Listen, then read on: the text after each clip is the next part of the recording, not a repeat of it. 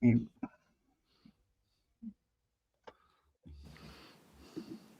Hey, you crazy cats! 42's live streams and videos are simply not available on vinyl. You will have to go to the YouTubes for that. So if you want content about British traditions and culture, cutting edge social commentary from an unapologetically patriotic perspective, along with a side order of madness you simply will not find anywhere else, then this is the place for you. And to all those early adapters in the chat, don't forget to hit the notification bell. That's how you get the good stuff and make sure you never miss a tasty treat. So with that being said and done, squeeze yourself in. Let's get into it. You know you want to.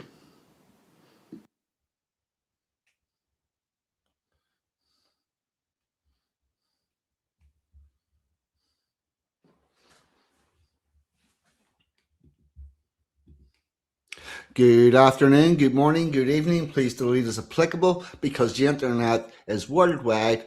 Time zones are still a thing, and god damn it, StreamYard is fucking me about again, but I managed to get us from the intro to the screen. It feels like success. Can I get an audio check in the chat, please? I'll click your names up to say hello. And the other thing I need to say is, Mr. Pakka, what about Hello. you? I can hear you. Excellent. That bodes well. Bodes well. Well, how have you been? I've been good. How you been? About the same. About the same, my friend. And with that, that's well, I'll do the host, Mr. Burger. First in, we the good chat is secured. Willie's Desert Hangers. What about you, chum? Captain Pakka, yourself. Amanda Lee is in. Welcome aboard. Thanks very much for coming along. Special K on acid. What about you, chum? And the wonderful, the super sexy, the amazing Emma G.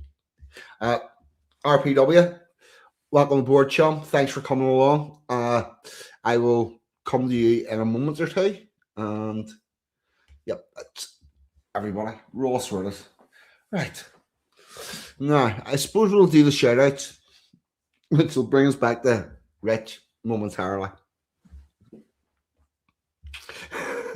It sounds dreadful. Oh fuck! Don't scare me. I still have nightmares about the first one I ever did, and it sounded like I was talking from inside a fucking submarine. And people actually stayed around to watch that, which was quite heartwarming because they were not staying for the content; it was purely to support me. Oh fuck! But yeah, thanks for that, Mr. Burger. I will take it all as okay. Uh, First one I want to do a shout out to is Robin, Courage is a Cure, Australian girl. She will keep you updated on everything that's going on with the tyrannical governments and the erosion of your uh, self identity, more or less, if they get as far as they are. So, yep, get along to her. She will be the guest on the end of the month stream. And another show I want to give a shout out to would be this guy here, RPW Media, streams.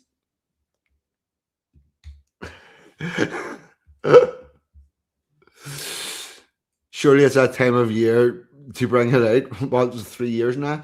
I think it probably is. No, I'm not revisiting that. I'm not. It's still there. People can find it. Just go through the live streams, get to the very first one. You'll find it if you really want to see it. But I will not be going back there. But I'm not taking it away either. Uh, it's part of the journey. Quite a painful part of the journey, but part of the journey nonetheless.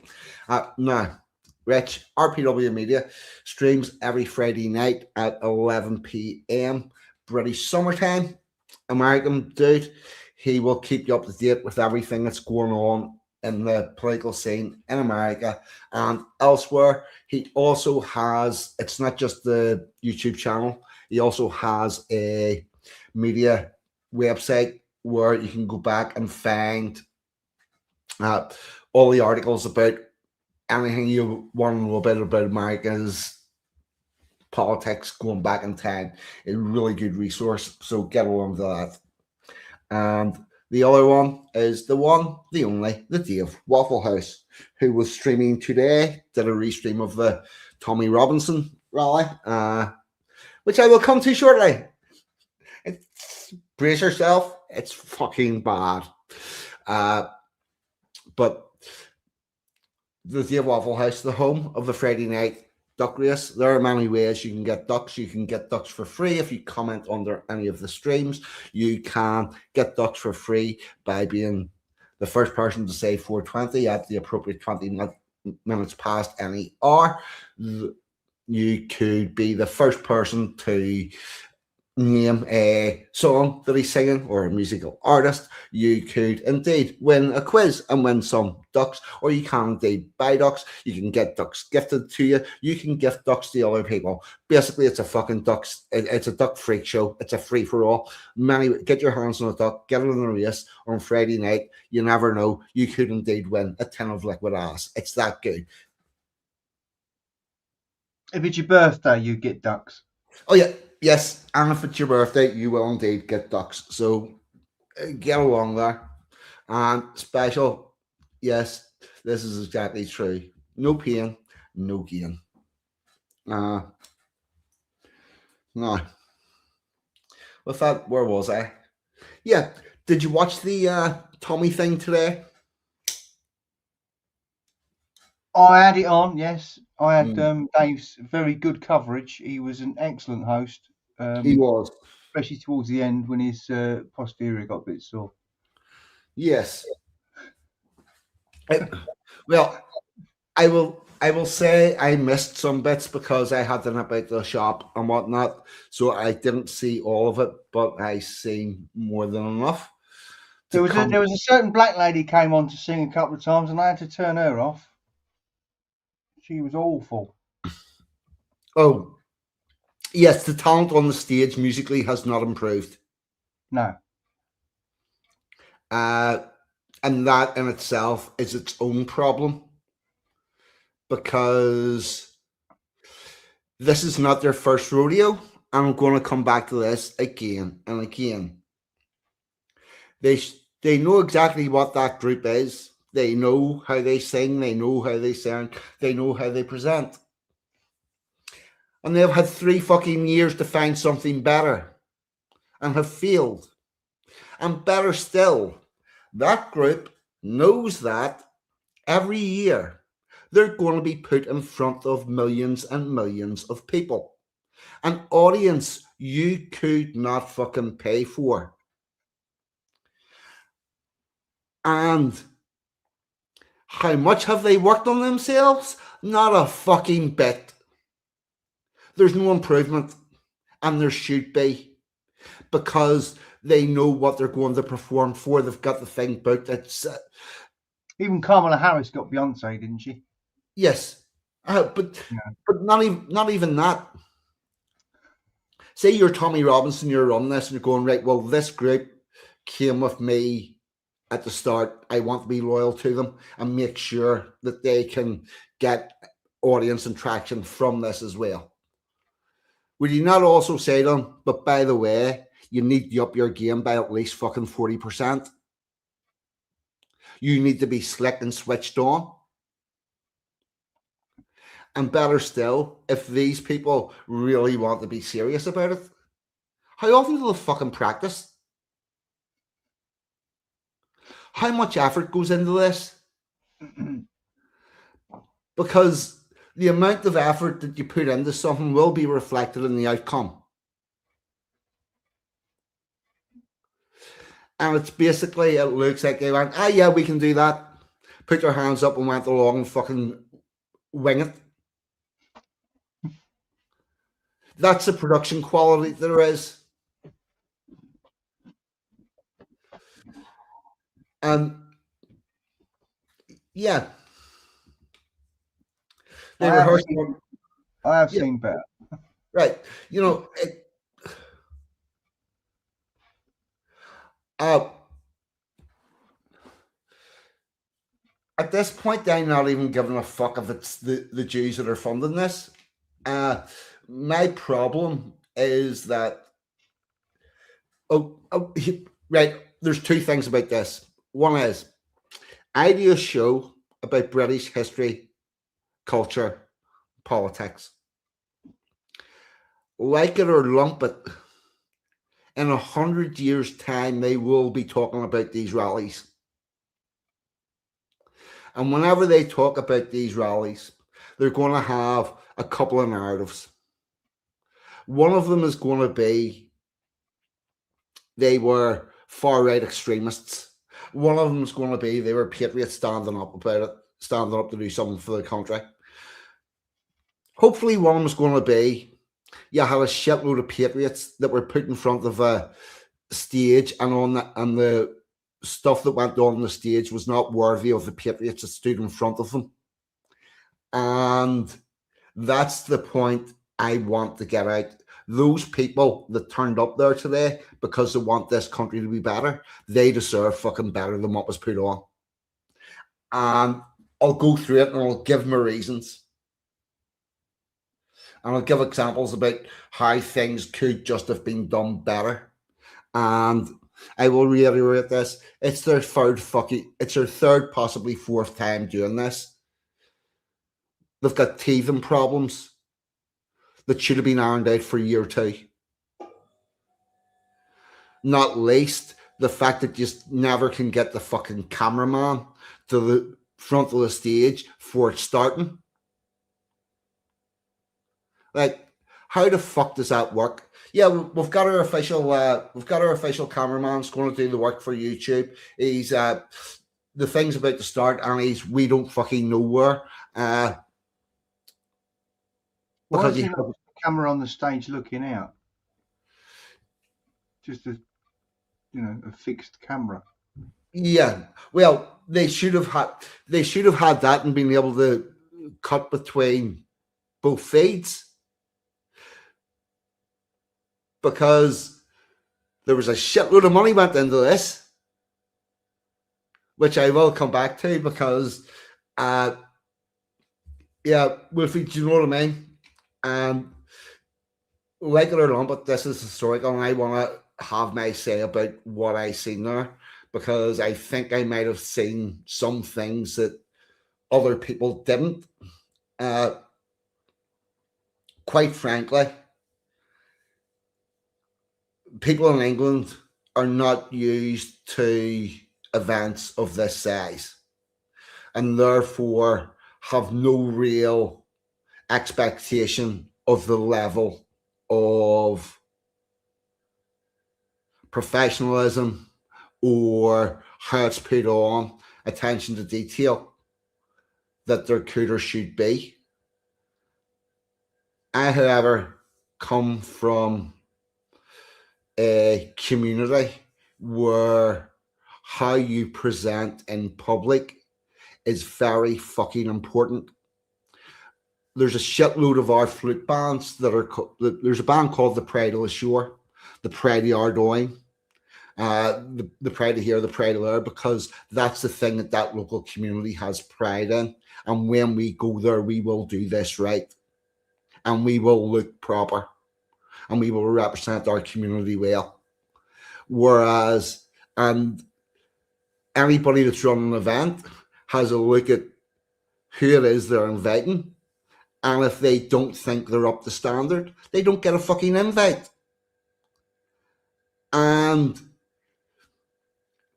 the standard of all of that type of stuff increases year upon year upon year. And the other thing is, within my community, we do have clubs where at least one night of the week there is a loyalist singer on a stage singing songs. And we've got people that do this regularly, professionally. And I see the standard of those with the amount of money that's sort of behind that, which is not a lot. And I see the setup that they can have on Tommy Robinson's stage, and it being noticeably fucking worse. There's a problem that it's not getting better. it means that the effort's being put to the wrong fucking place. And I think all of the effort is being put on getting the crowd there, regardless of what you put in front of them.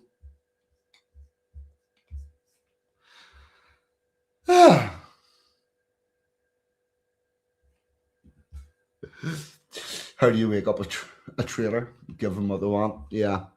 It's, I'll give you an example. On the 12th of July in Belfast, although you see one parade, it doesn't start off as one parade, it starts off as a couple of hundred, where you have one lodge meeting at one place, being picked up by a band, marching to point B where they're going to gather for their district, and they're logged into streets. And the first lodge, first band marches off, and it forms on the move, and everybody fills in seamlessly.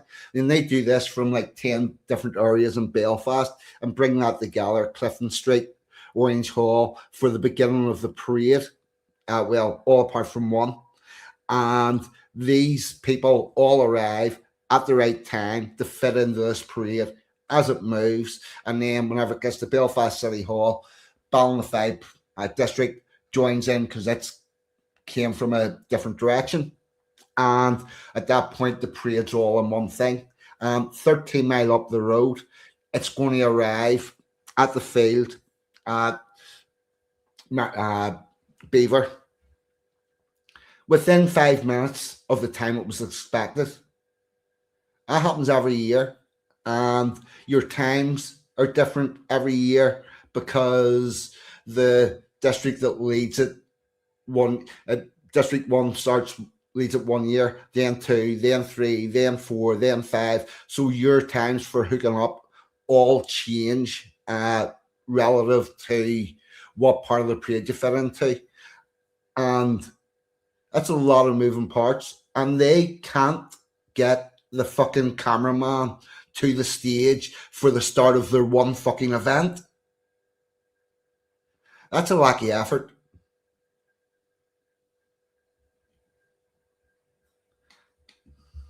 Yeah, I support these. Yeah. Oh, I support these marches. A lot of speeches were very good, but the music and general presentation was pretty naff. Bit of a waste of, yeah. We're on the same page, Ludwig. The people who turned up there deserve better. And a lot fucking better. The other thing that I'm going to come on to is there's a problem with how this is funded.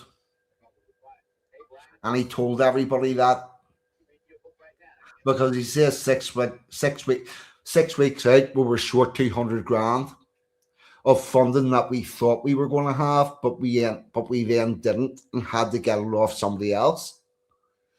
And 200 grand is a hell of a lot of money. But if that's what you're getting, you're not getting £2 off 100,000 people. That's one person giving 200 grand in to make that event happen. And I'm sorry, but anybody putting 200 grand into making that event happen, they're fucking buying something. And realistically, that means, and the very fact that he was short 200 grand, that close out, that close into the event happening, it shows that none of this fundraising for this is organic. It's not coming from his fundraisers. It's not coming from his super chats. It's not coming from any of that type of stuff. That's one person divvying in fucking 200 grand. And the reality of it is, if I was running that, I would have next year's event finished, fully funded by the end of today. Because it's relatively simple.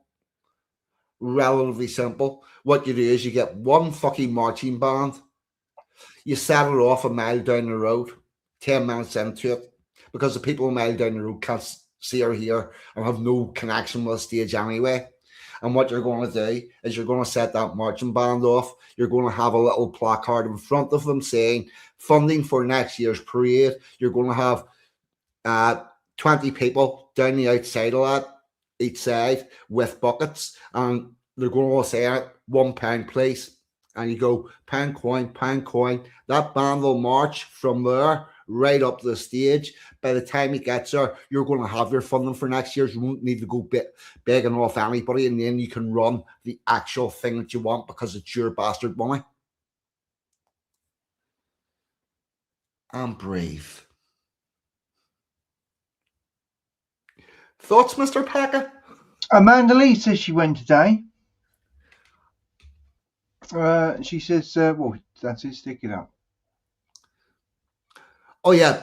It's really nice to see that the people are waking up. And the fact of the matter is, everybody had turned up today. There's nowhere else to turn up to. Yeah, that's what I like most about it, is the number of people that are, we have the numbers. And the one good thing, well, there's two good things that came out of today. The first good thing is Tommy Robinson actually stood on a stage and said something sensible. And that 1 second take off. Yeah, Tommy Robinson stood on the stage and said something that was sensible, good, and will work. He told everyone to get on their local electoral register so that they can vote, and told them to get out and vote. And he told them to get involved in their local political party and their local mechanisms. And I would add that, yes, and get on the ball with your local council, look up what they're doing, fill in the consultations, do all that type of work. Yes, it's a really important message that he needs to get out better. Oh, we'll say the word. They would.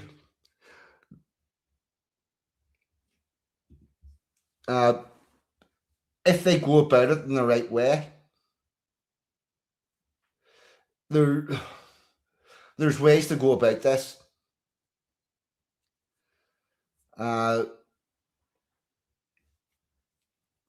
The other good thing, the other good thing about today is Tommy Robinson has actually fucking figured out Northern Ireland's a country, because every other year he's been talking about Ireland and the English, Welsh, Scotch, and Irish, and they've switched to Northern Ireland this year.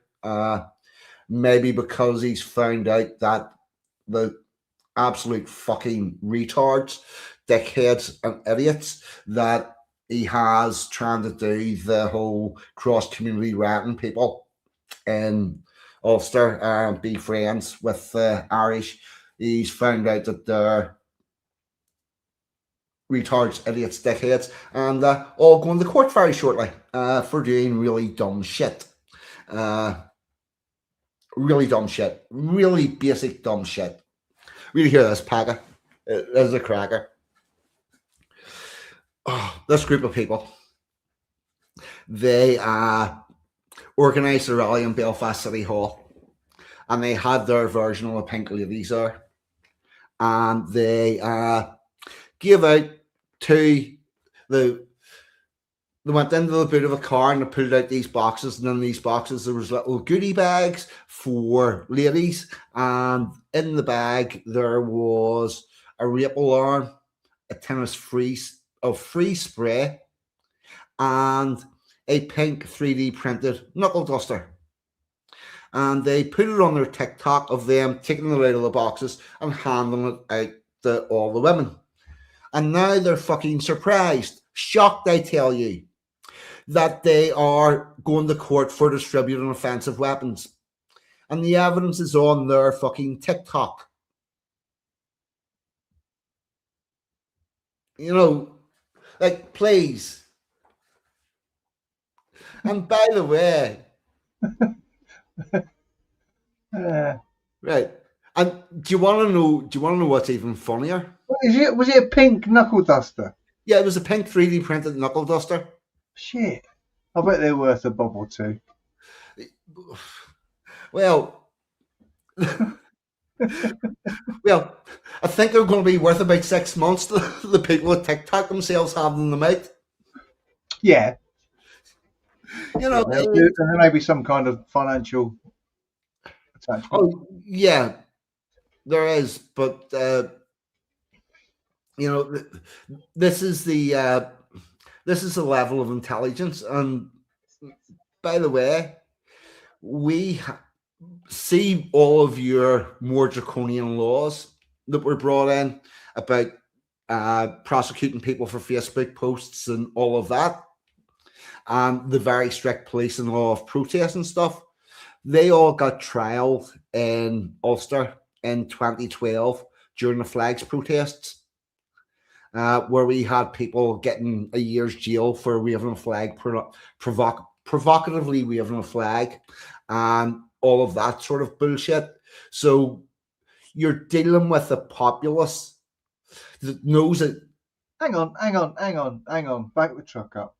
Yeah. How do you unprovocatively wave a flag? Surely just the fact that it's a flag and you're waving it is some kind of provocation, is it Oh, not? I, Even if it's just a flag of "I love Lewis Hamilton," I'll tell you exactly what happened. It's a gross miscarriage of justice. Yeah. So there's a Union flag protest at Belfast City Hall. Everybody walks out of the town, gathers on the Newton Ards Road, and they're all along the pavements waiting on something. Actually, I think it was before. I'm not sure what they were all waiting on, but it was a flag protest. And this guy at the front had a Union Jack, large size one. He was holding it, and the police officer came over. I think it might have actually been. I'm not sure what was going on because there was a lot went on then. But anyway, he's standing on the pavement. All the crowds are on the pavement, and he's got a large size Union Jack, Union banner. And the police officer comes over and takes it off him for whatever reason, because the police were just being cunts at the time. And from over his shoulder, somebody behind them hands him, the little child size Union Jacks on a little stick, hands him one of them, and he gives it a wave, and the crowd all goes, "Yo!" And then the police scooped him. And then he got charged with provocatively waving a flag at a police officer. That couple should have been done for 30 fees, shouldn't he? Yeah, it's this is where no one's ever been arrested in this country for waving a Palestinian flag, I bet. Yeah, no. Provocatively or otherwise. We had a guy at a protest, a man, 85 years old, has 2 walking sticks because he can't walk very well because he's 85 and he's had hip replacements. And the police decided this protest wasn't exactly where they wanted it to be. So they were pushing the protesters back, and he could not keep up with the protesters or the pace of the police. So he ended up at the police lines, and they did him for possession of offensive weapons. Yeah. But like, this is what went on 12 years ago. Anybody in our community knows about these stories. We know where the law is, and these dickheads thought it'd be fine to hand out fucking 3D printed knuckle dusters. It's brilliant. Abject stupidity. It's brilliant. I would have loved to have been on the committee that filled them goodie bags. Yeah. I mean, how many hands and brains and people did that whole thing go through? What should we put in the bags? Knuckle dusters. Everybody in the room. That's a good idea. Yeah. Followed by everybody filling the bags. We're putting knuckle dusters in these bags. That's a good idea. We're going to hand these out. Get the fucking camera ready for TikTok. Yeah, good idea. Oh fuck! Oh, and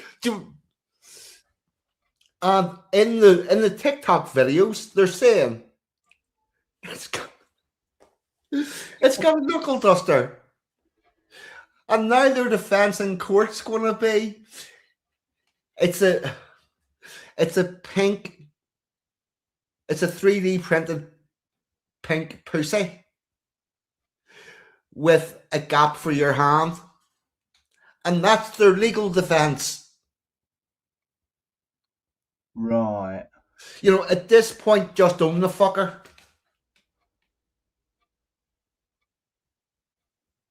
Yeah.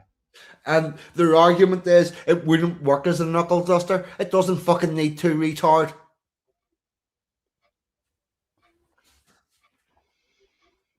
You know, talk about people going to jail for dumb shit. And the other thing, blocking roads for the protests whenever they know exactly where the lay of the land is with blocking roads or not blocking roads in this country. You know, if they wanted to do a protest, they could have done a white line protest where they stand on the white line in the middle of the road, slow traffic away down, make your point, but allow traffic to pass through. No, they just fucking blocked off random roads and are surprised that they're ending up in court for that as well. It's, you know, if they really wanted to hold a protest across the road, it's just a matter of putting in an 11 bar 1 form. And then the police know what road your protest is going to close, they know how long it's going to be closed for. They can organize traffic around it. You can have your protest, but no, they just want to fucking randomly block off roads, stop people getting from one place to another. And the other dickhead thing about it is the random roads that they're blocking off are in the middle of loyalist areas, and the only people that's getting fucking inconvenience at all is the loyalists that they're supposed to be fucking trying to stand up for. It's, you know, it's not rocket science, but they're the people that Tommy Robinson had trying to fucking hook up the Irish and the Northern Irish. You know, it's mad. Nah. What else was I going to get on to? 1 second.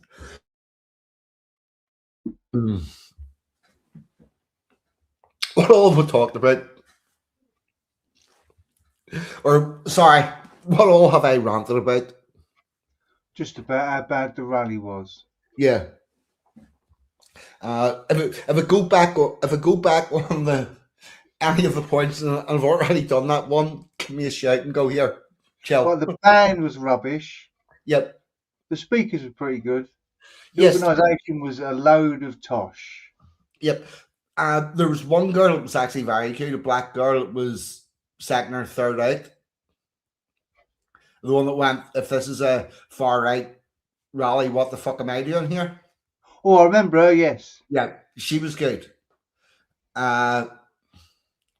Oh, another thing. A really, really bad piece of etiquette. Tommy Robinson invited the leader of Reform, the leader of Restore. I'm not sure who that other boy, what party he was from, and who else. He invited those party leaders there by a fucking tweet on X in public with short notice. And then he's surprised that only one of them turned up. I'm surprised any of them turned up, because I swear to fuck, I wouldn't have turned up with that invite. I would have ignored it. Because you're supposed to be British, and there's a way of doing things.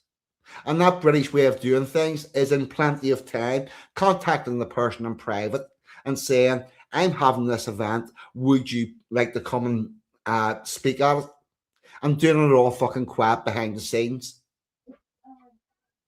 But what? No, he didn't do that. He went, yeah.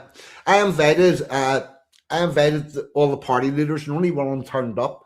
and glosses over that he did it in a very rude, arrogant, and ignorant way. You know, it's just,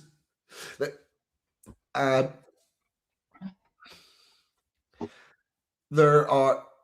This is also something that I understand from the community that I grew up in because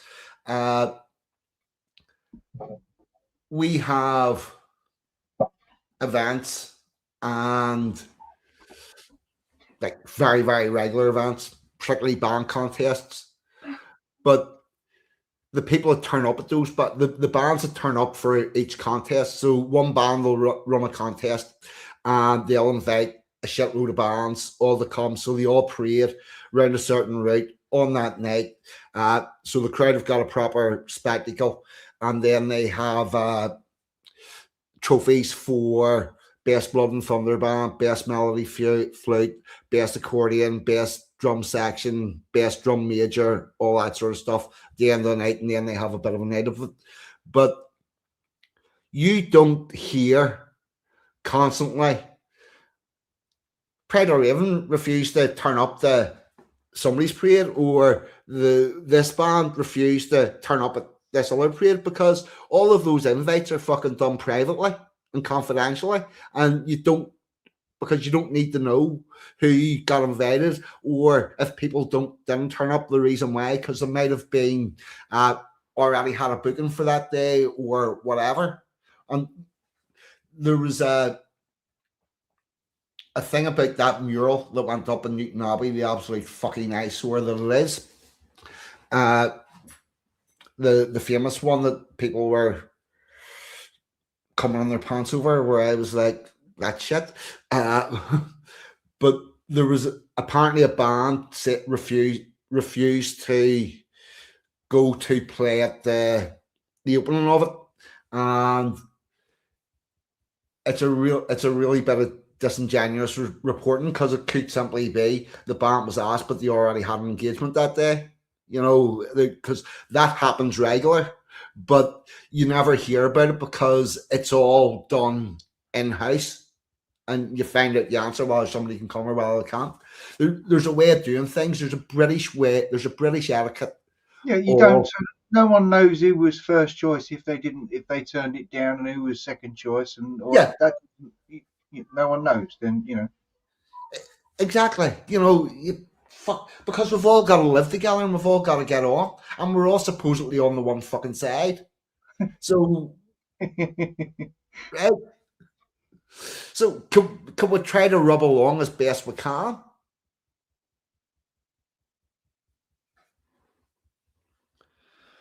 Right. Yeah. So let's say I've gibbered on about the funding. I've gibbered on about the organisation. I've gibbered on about the choice of action, the lack of improvement. And yeah, the one thing I want to come back to and then sort of be done with this, unless you actually write something and put it all down. Something else might come to me later. One never knows. But the people who turned out today, absolutely phenomenal. That amount of people into that space for that length of time, no trouble. Everybody just wanting to have a nice day. People making the best of what it was. Fucking brilliant. Yeah, nothing happened on the way home either, did it? Yeah. No. Well, wouldn't you by now? Yeah. Yeah, it would have been on every bit of news. Oh, yes. I checked the news and they're just not bothering to cover it. It never happened. All right. Oh, the final thing that I'm going to say on this. The event itself currently seems to be trying to ride two horses. Is it trying to be a political thing? Is it trying to be a cultural thing? Because it's currently neither. And oh, the other thing, fuck. Who the fuck got up this morning to go to that event and be asked to publicly proclaim you have been saved and born again on their fucking bingo card? Not one person. It turned into a fucking revival rally at one point. The the the reciting of the Lord's Prayer, by the way, is a poison chalice. I don't know why they went with that one. I don't know why they're doing it, but it's a poison chalice because how many versions of the Lord's Prayer do we have?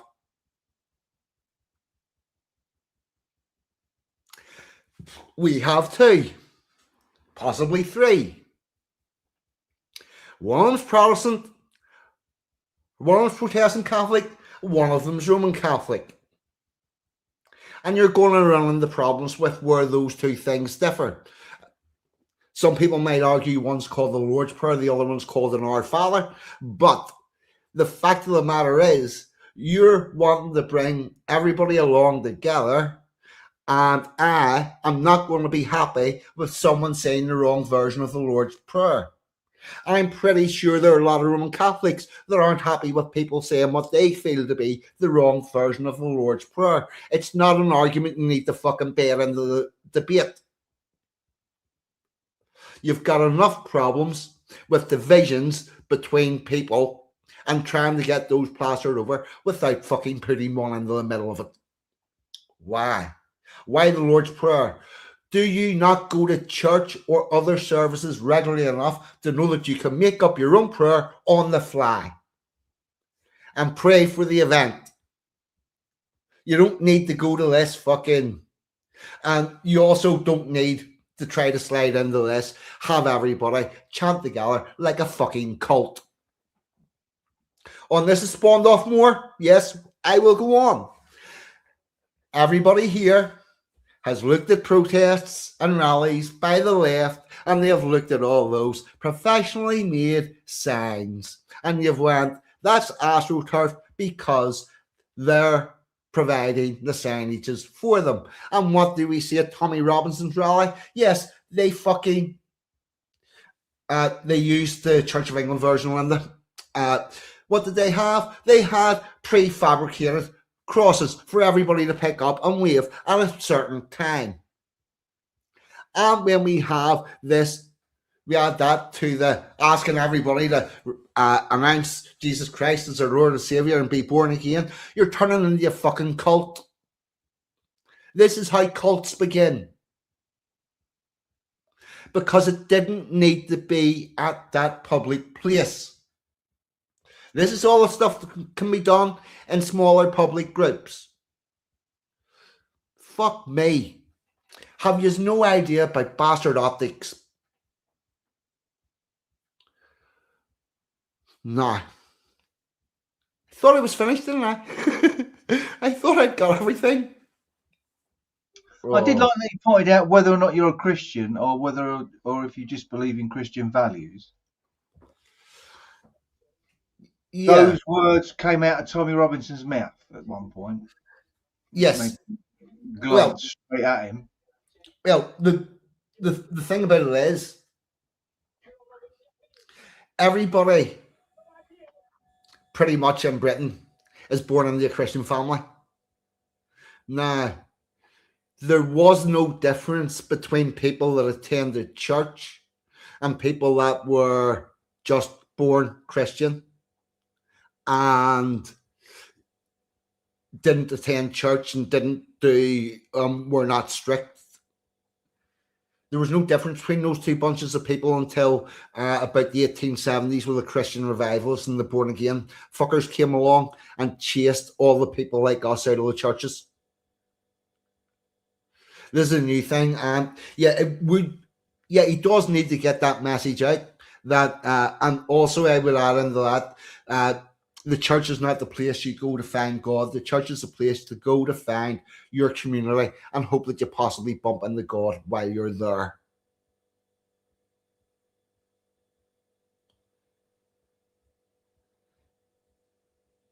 You know, it's crazy. You know, and I will forever say that Britain is not a Christian country, the religion of Britain and England is indeed the Church of England.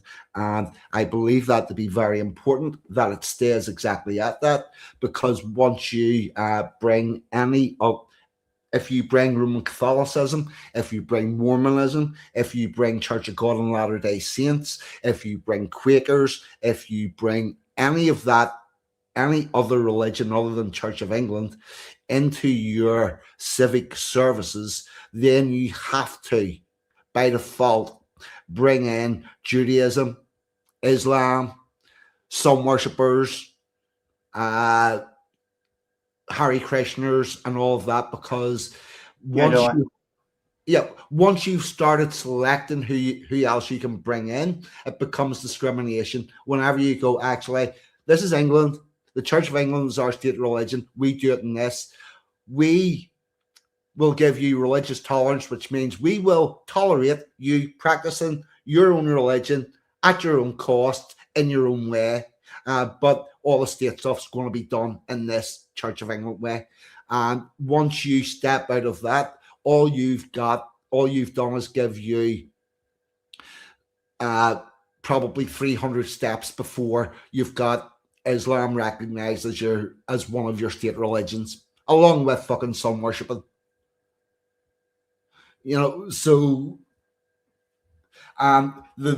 the constantly shouting that this is a Christian country, I think can become problematic in the same way as bringing the Lord's Prayer into everything. The Reformed Council, there's a Reformed Council somewhere that have decided they want to have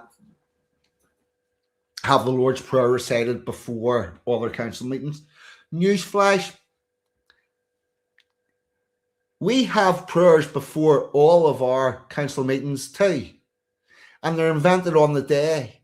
We deliberately do not have the Lord's Prayer, and we deliberately do not have grace, because it just causes a fucking argument between the Protestants and the Catholics.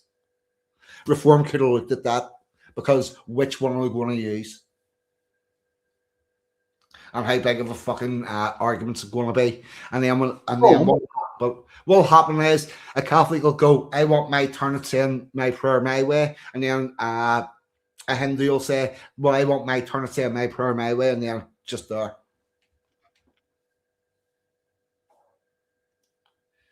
Did you say Reform? Yeah. I don't care what they do. Yeah. To be fair, it's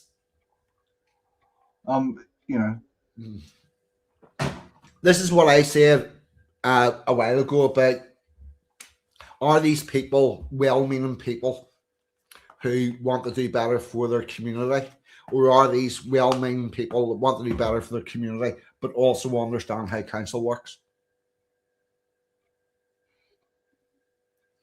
And I'm hoping that it's more of the latter. Anyway, I'm going to calm this all down. I'm going to change the subject, and we'll see, do we come back on something totally different. And we're going to have we're going to have a battle of the bands, a musical interlude, a battle of the bands. But it's the bands from Melon Gate, which, for those of you who don't know, it's a place in Belgium. It's a war memorial, and they do. Slim, what about you, chum? Sorry, I meant to say hello, but I have been ranting on a bit of free flow. Those in the Scottish Free Church say, oh, wait, shit. 1 second, I need to cough. Right. The Melon Gate is a war memorial in Belgium where they play the last post every night, and it's actually very poignant. And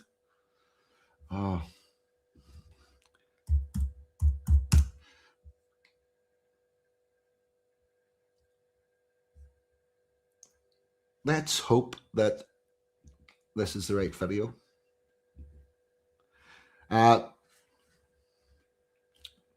So here we go. I'm going to put this up on the stage. Yep.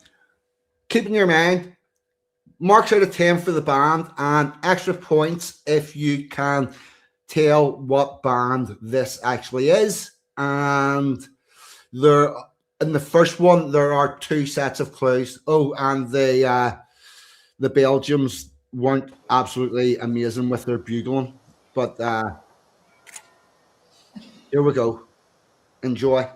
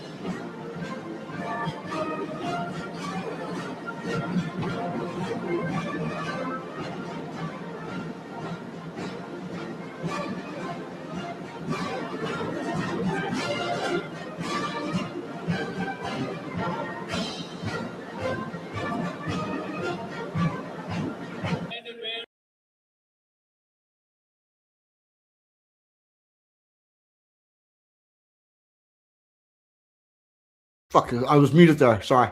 Right. Right. Anybody in the chat? Name of the band? Pakka. Do you know who that was? Band? Yeah. Grenadier Guards, was it? I don't know. Yes. That indeed was the Grenadier Guards. They do Buckhouse, Tripping on a Hot Colour, all that type of stuff. And I think they actually did a very good job of that. Yeah. Right. Now, the next one, same ceremony, different night. Here we go. Battle of the Bands. And then we can have in the chat whether I think the first one was better or the second one was better. Although the chat doesn't really seem to be, it may be the delay. Maybe the delay. Right. So let's see how the next one goes.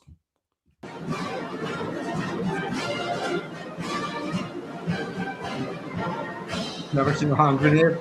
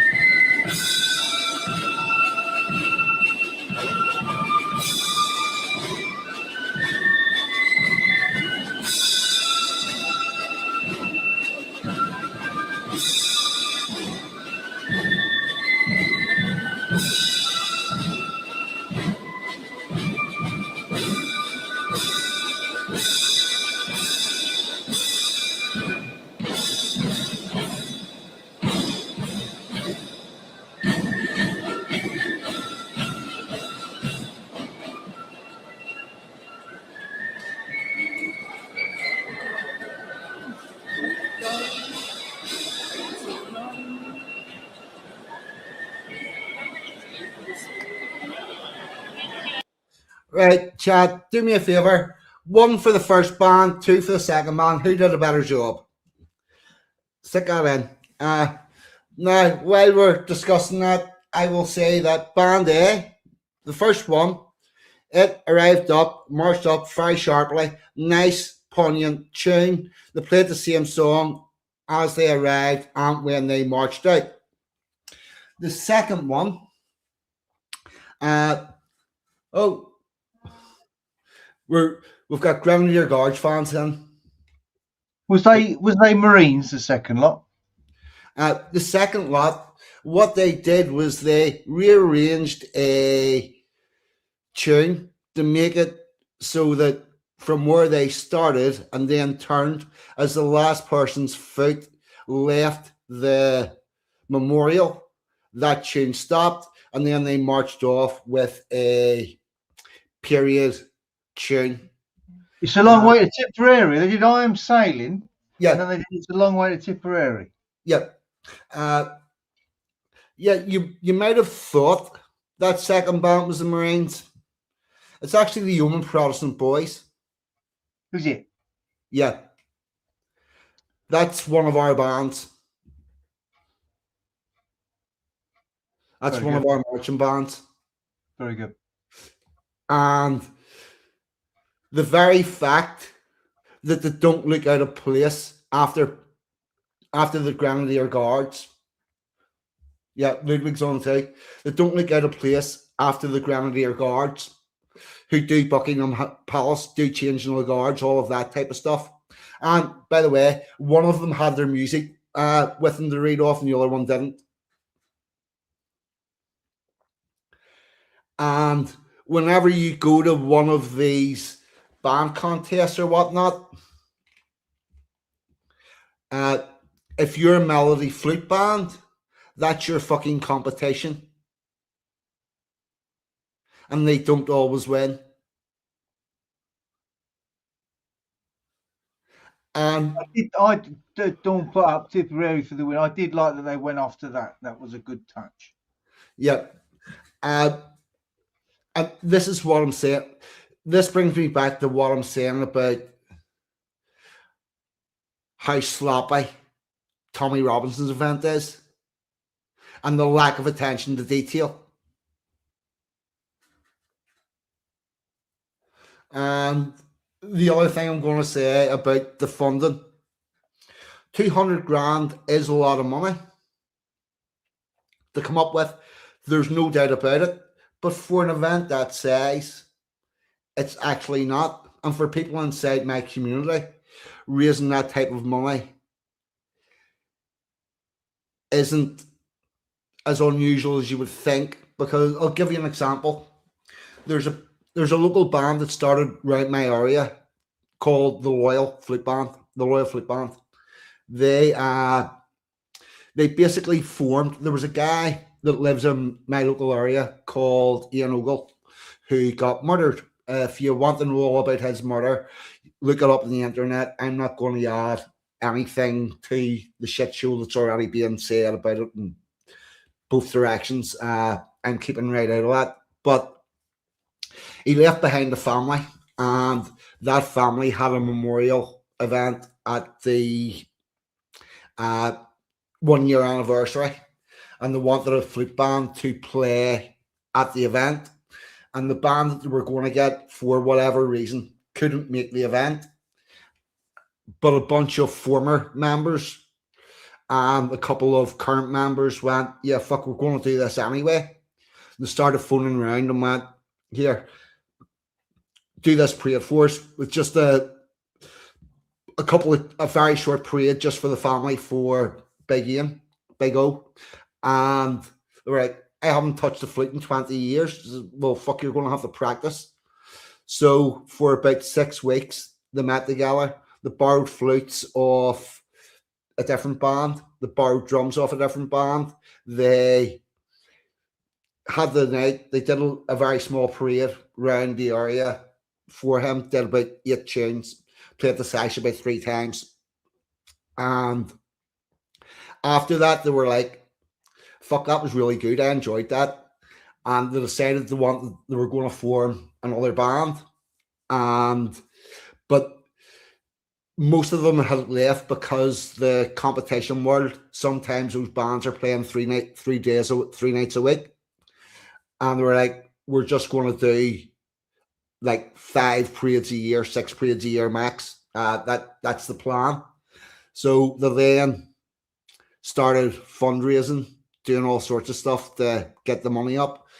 And by the time they bought their instruments, bought their uniform, bought the flags, all of that, all those uniforms are all tailor-made. It was over 50 grand before they put a foot in the road. And at the same time period, there was another band formed called the Imperial Guards, who actually have marched straight through the cultural Siegfried Wall and led the St. Patrick's Day parade in Belfast last year. But they have spent north of 50 grand in getting themselves on the road at the same time. And that loyal band, another loyal band in Tigers Bay and Rathcoole, each of whom raised north of 50 grand to put themselves on the road. So it's possible to crowdfund that type of money from a much smaller community than Tommy Robinson has to pick from. And yet, with all, he's getting single contributors putting in 200 grand to make an event happen. And they definitely have a fucking say on what gets said on the stage. Oh, wait, let me add to that. Why the fuck was there an advertisement in the middle of it for some gym gear? Three angle or Trinity Iron or whatever it was. Yeah, that didn't need to be there. That was a fucking ad. How much did they pay to have that put in there? And what the fuck's happening with this money? Because I can't see where that event cost 200 grand anyway. They didn't have to cater it or fuck all. And relax.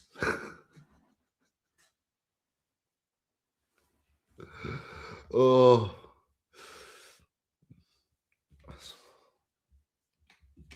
Yeah.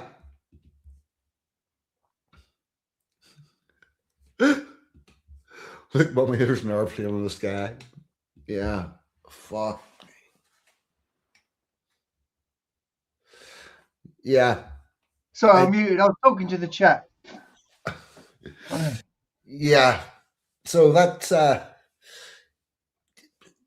you can guess I've got mixed feelings about today.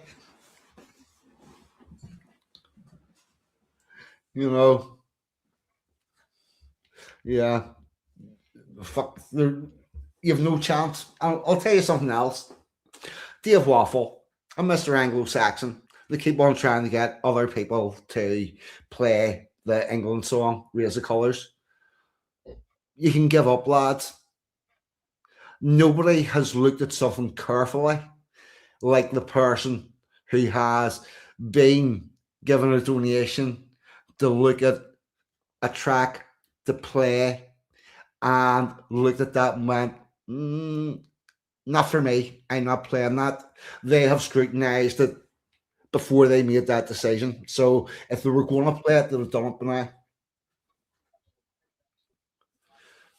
You know, and we could do something like we could start tweeting it out to people every day and go day one of asking Carl Benjamin, will you share this song? Day two of asking Carl Benjamin, day three of asking Carl Benjamin, and get that to grow along. But do you really want to be?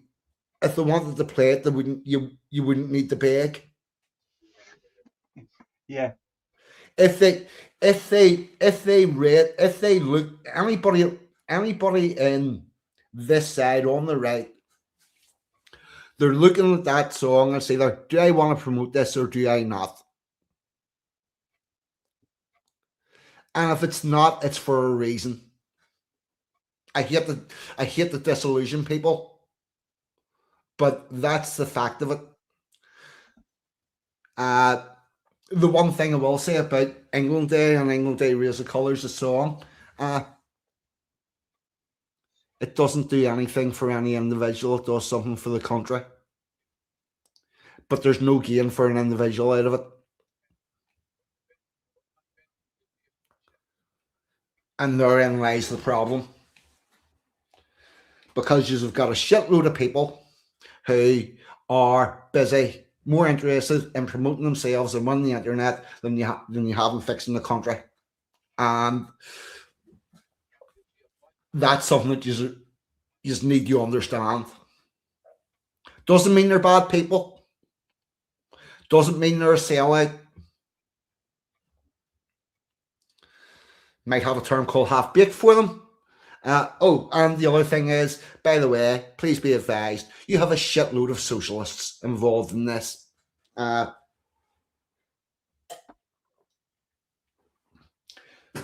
Judge people by how they go about their work. And I swear to fuck, that was a socialist left-wing rally with the way it was put together. With I need to get this box text, this box text, this box text, and we'll shout about ticking these boxes as if that's going to make people accept you. Whenever, look, please, you seen that video of the homo-Protestant boys at Melon Gate, how fucking professional they are, but yet with all, people will tell you, we only have bands to piss off the people on the other side of the fucking wall. Please For the love of God, you don't need to spend 50 grand to put a band on the road to do that. You don't need to practice twice a week. You don't need to put that amount of effort in. You could just be noisy fucking hellions. And yet, withal, we get no credit for the level of our culture. So, you're not going to placate these people by we've got diverse people on the stage and a non-diverse fucking crowd. Yeah, fuck. Who the fuck in that crowd thinks diversity is our strength? Only the people on the stage. Wake the fuck up. It is what it does. Looks like a duck. Tommy Robinson is a fucking socialist that doesn't like Muslims. Which is fine, because they'll get rid of your Muslims for you, but you'll still be left with a socialist fucking country. And I don't care who the fuck it is pays them. I don't care if it's Jews, Muslims, billionaires, or fucking Martians. Because who's funding him is less important than what comes out and what he's doing.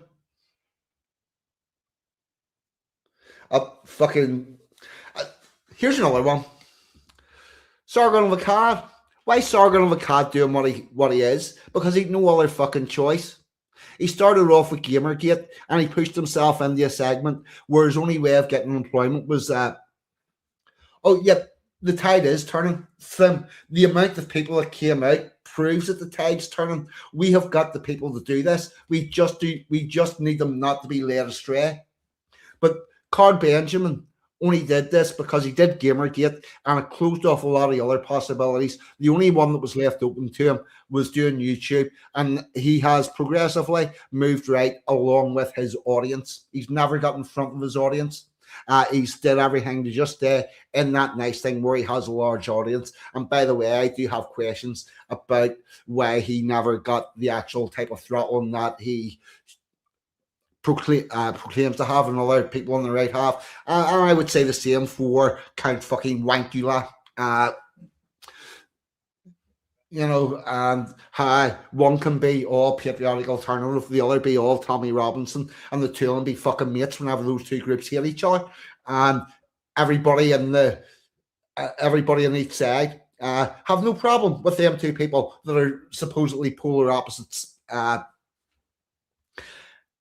being mates. And also Count Dankula is only doing this because he had one viral video and it went viral, and then he couldn't work in any other way. And that means that somebody can come along to Count Dankula and say, your YouTube channel's doing well. You should keep on doing that YouTube channel, and we'll make sure that it doesn't get throttled too hard. But please put that this point in or that point in, or it's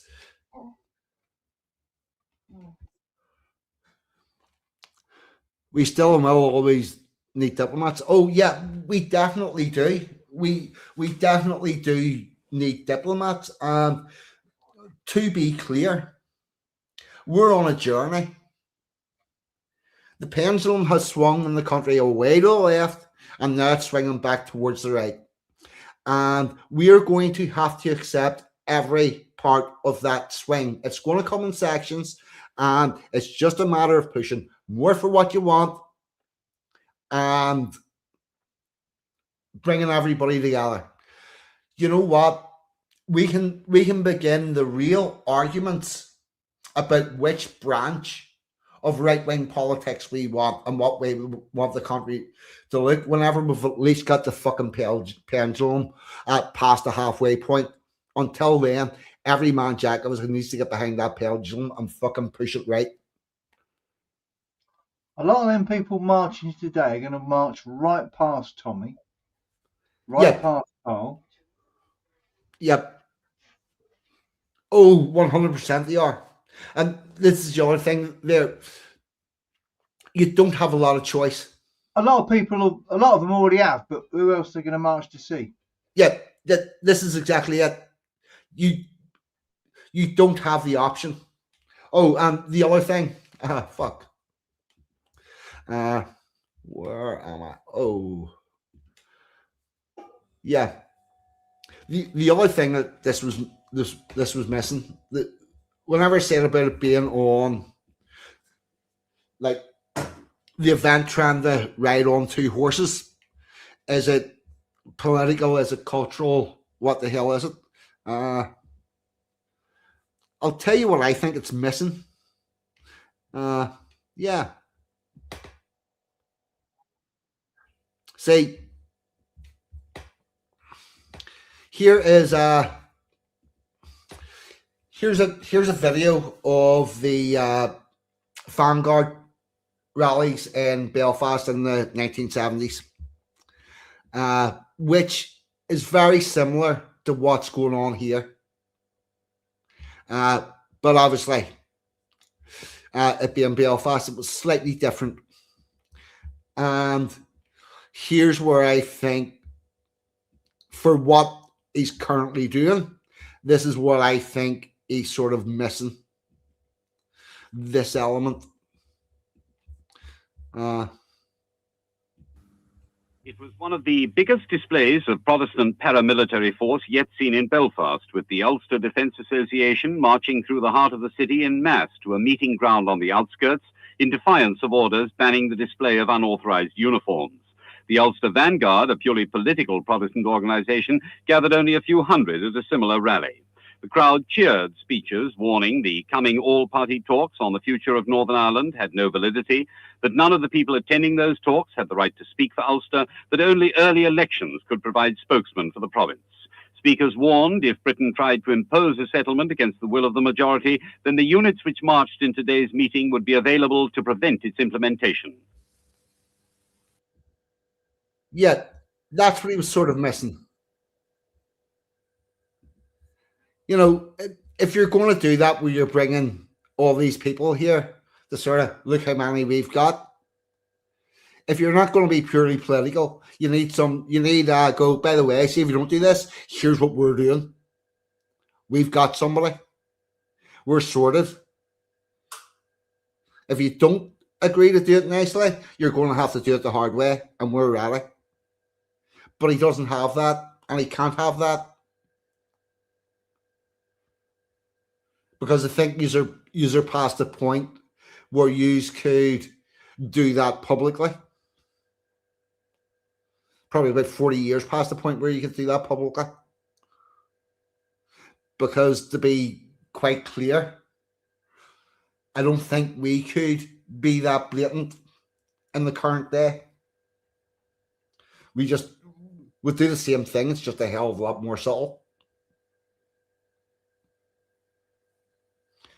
Every time we move fucking 5,000 to 6,000 men into 4 market towns on the one day, it's demonstrating our ability to take over those places. You know, granted, we're doing it with band parades as opposed to paramilitary parades, but it puts across the same gravitas. I think if Tommy wants to continually do the march everybody to the top of the hill, at some stage he's going to have to show his hand and say, yeah, let us into the tent or we're going with this.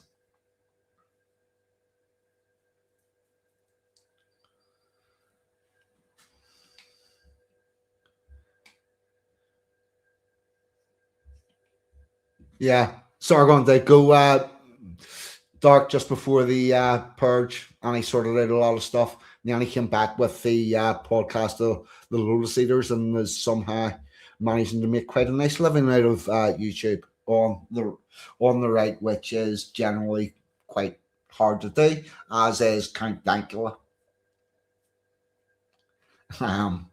Very fucking dubious.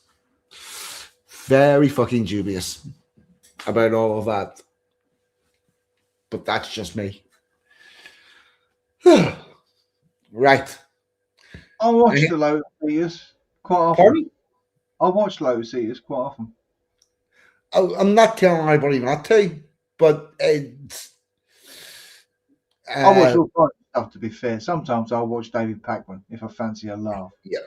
Well, here getting all of your information from one source is really bad. So at least if you're taking in some lotus eaters, you will get a more balanced spread of opinions.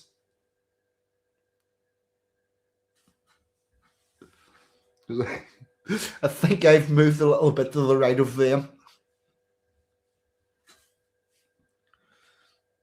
Just a tad. Right. I think I'm going to have a musical interlude and think about what else we can talk about. I'm going to try to get off this subject. I'm going to try. Right. We'll have a little sea shanty.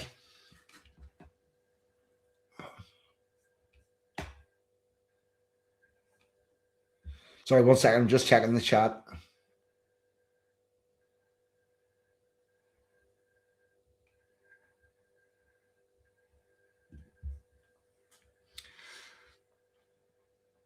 Yeah, but it seems to me we've had them in Northern Ireland right through all of that. Yeah.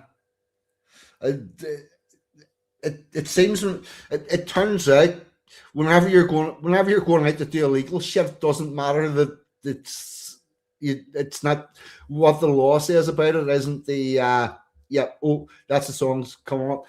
Once they have decided it's illegal, but you're going to do it anyway, you just need to be careful about how you go about it.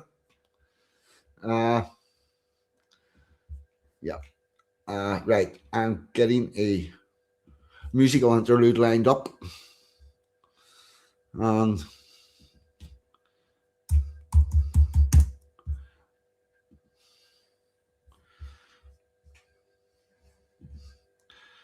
then thinking about what else we will talk about.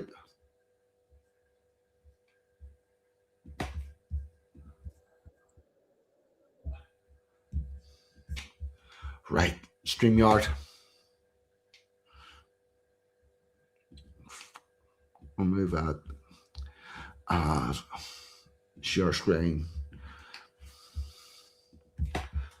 StreamYard is getting more fucking complicated to navigate. This is doing my head in.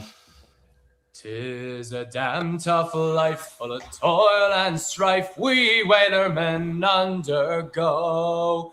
And we don't give a damn when the day is done how hard the winds did blow. 'Cause we're homeward bound from the Arctic around with a good ship taut and free. And we don't give a damn when we drink our rum with the girls of old Maui. Rolling down to old Maui, me boys, rolling down to old Maui. We're homeward bound from the Arctic around, rolling down to old Maui.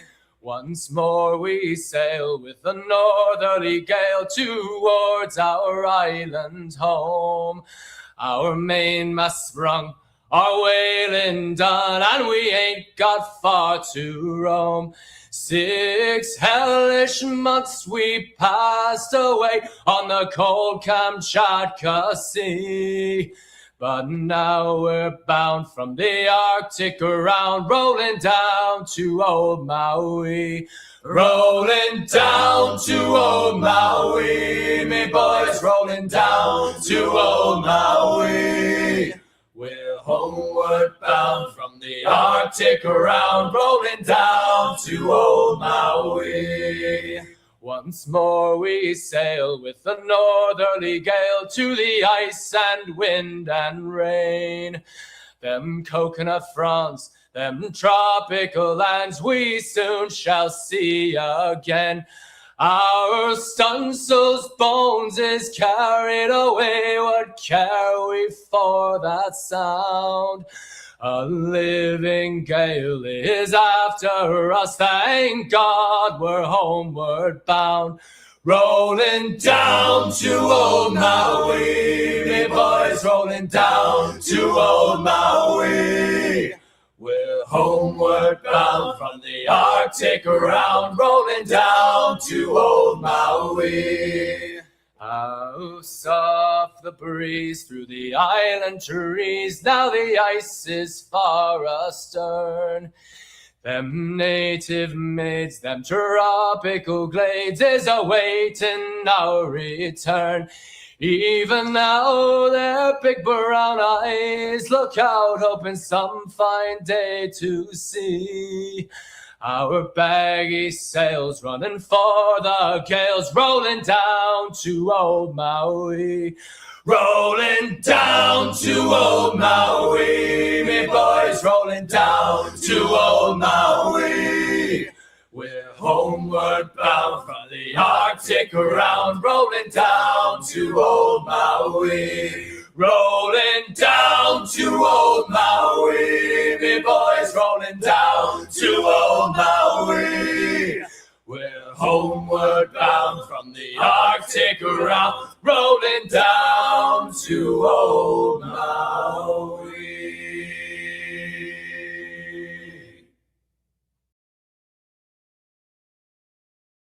Forgot to unmute myself. There we go. Old Maui with the dreadnoughts.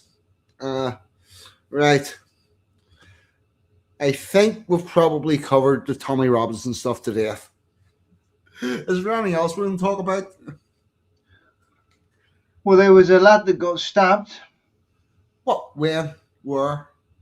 by a Sikh with an 8-inch blade. Oh, yes, I heard about that. I'm not Yeah. sure where the story is at the minute, but initially the police arrived. The Sikh claimed he'd been racially abused. They arrested the boy and put him in handcuffs while he then bled to death from 3 large stab wounds. Yeah. They had no business doing any of that before the first aid had been sorted. I would hope that those cops end up done for fucking manslaughter. It wasn't very helpful, was it? I'm pretty sure with 3 big stab wounds in you, he wasn't causing too much of a threat to leave or... The thing about it is, your ability to do anything greatly reduces along with your blood pressure. Yeah. And they let him go down to 0. Yeah, they did appear to let him die. Yeah. Shocking in itself. Had it been the other way around, I'm pretty sure, had a white dude been stood there with a big knife and someone not white been laying on the floor in a ever increasing pool of blood and claimed racial abuse, I'm pretty sure the guy in the pool of blood wouldn't have been getting handcuffed in that situation. Yeah. The usual. Yes. Just going to do the old race switcheroo and say, what would happen then? Yes. You don't even need to argue about what the guy did and the whole stabbing incident itself, because it's, did the police do the right thing or the wrong thing? And in this case, they did the very fucking wrong thing. Do you know roughly what part of the country this was in? Was it Metropolitan Police? I don't know. Yeah, it would be interesting to. That's something it might actually be worth digging into, because what would be interesting is that police force look into all their deaths in custody. Dying in police custodies a cause of death. It pops up regularly. I've seen somebody quote that to a copper, actually. Yeah. One of them videos where they go generally and annoy police, but the police were trying to do something regarding police safety. Mm-hmm. And the bloke turned around to him and said, "Do you know what the chances of me dying in your custody are compared to you dying anywhere near me?" Yeah. Do you know what the odds are? Don't tell you.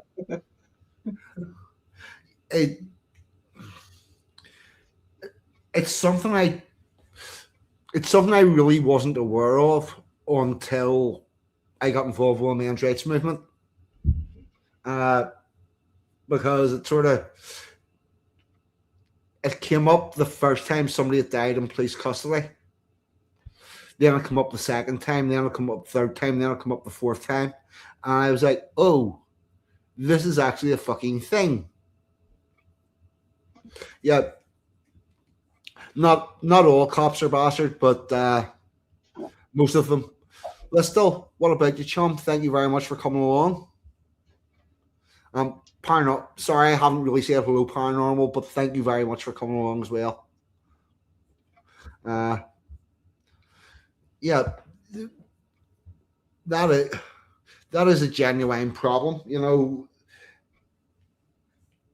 they really don't seem to give a shit about what happens to the people that they're in charge of.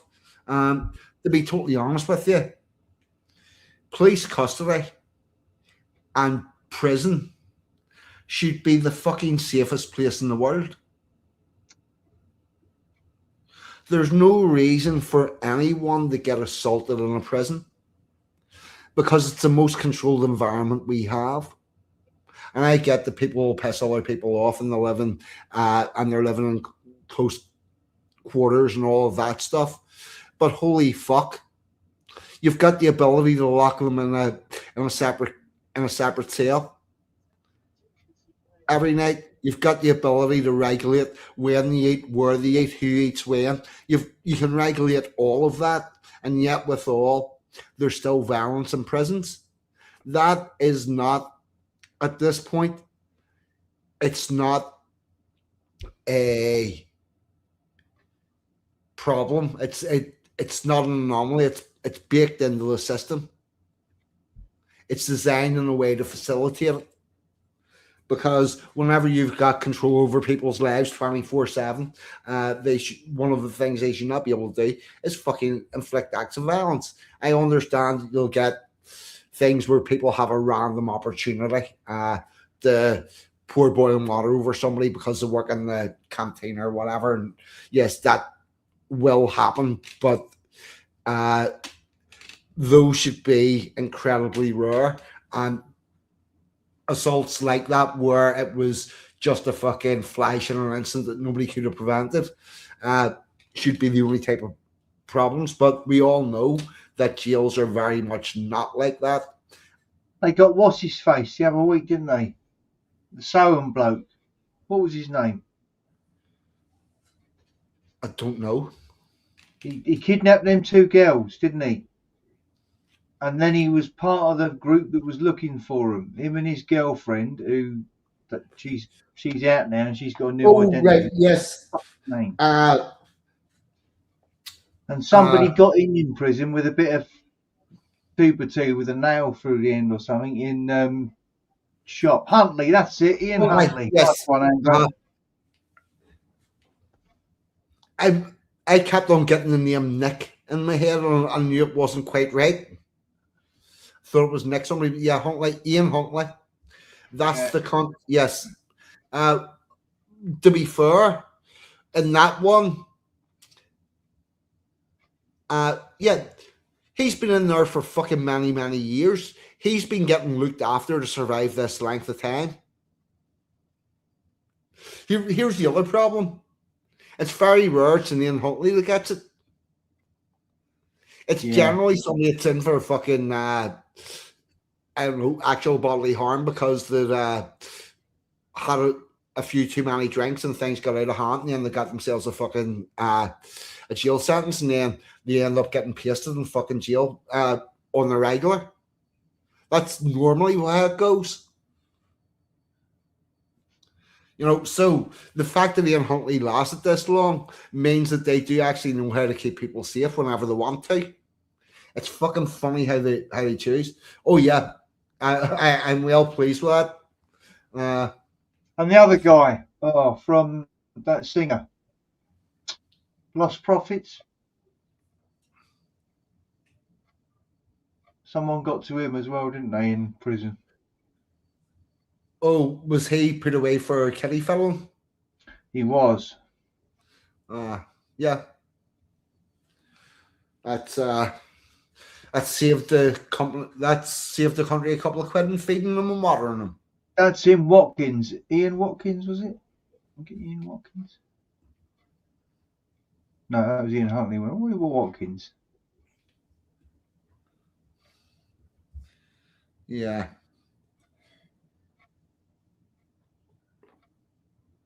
Anybody got his first name? Because I'm still getting Ian. Oh,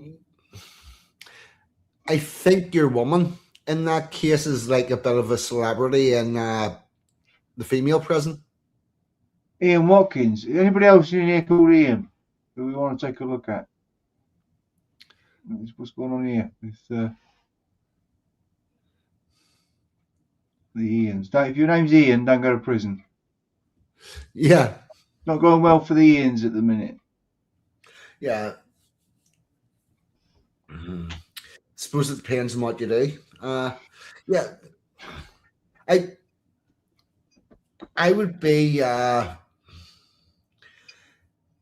tempted in certain cases to not put people in prison, just brand their foreheads so that everybody can get a punch at them whenever the fuck they want. Ian Anderson.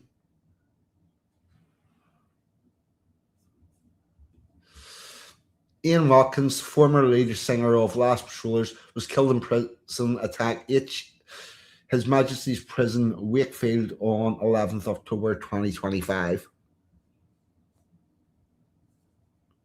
You know, yeah, if that was about the branding, yeah, just brand their forehead. Rapist. Have it there nice and branded. Go about your day-to-day life. Anybody can have one punch at you whenever the fuck they want. You know, and see how many people think raping people is a good idea after that. You know,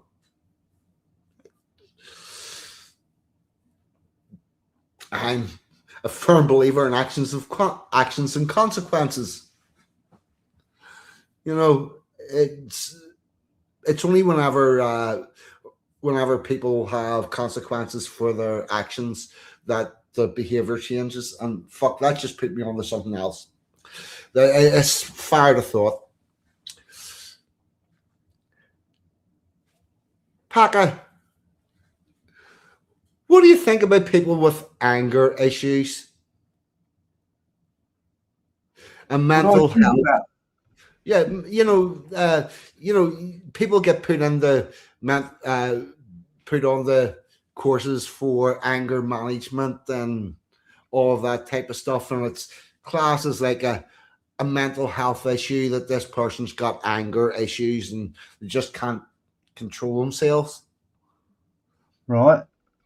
I think that's all wrong, incorrect, and badly fucking understood, because they don't have anger issues. What they've got is fucking self-control issues. We all get angry.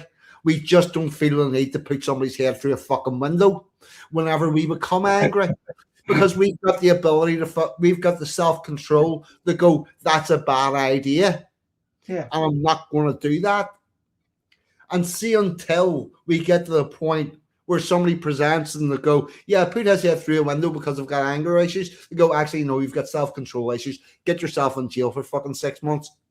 And whenever you come out, we're going to work on you, on your self-control issues, not your anger issues. It's not a mental health issue. It's a behavioral issue. And wise yourself the fuck up.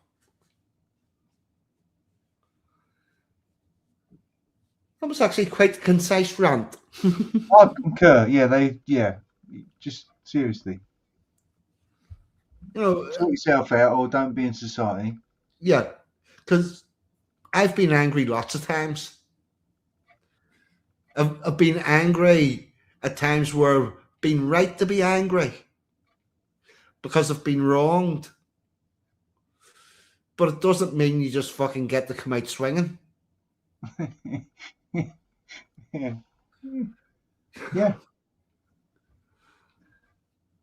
You know, it's... You know, this is where the whole mental health industry is just wrong, because we've got this whole industry around anger management and treat it like it's a disease. You know, I wonder when they're going to have lazy management. You know, try to deal with people that are just habitually lazy.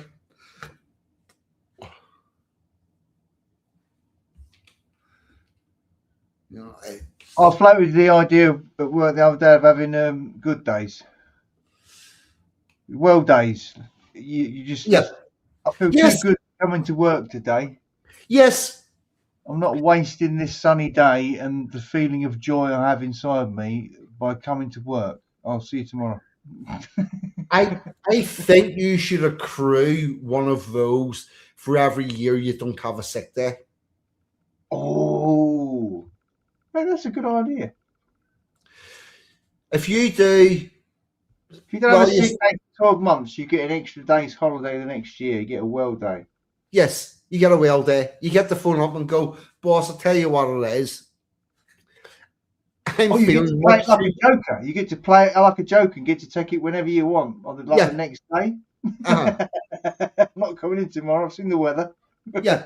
I'm going to Skeg.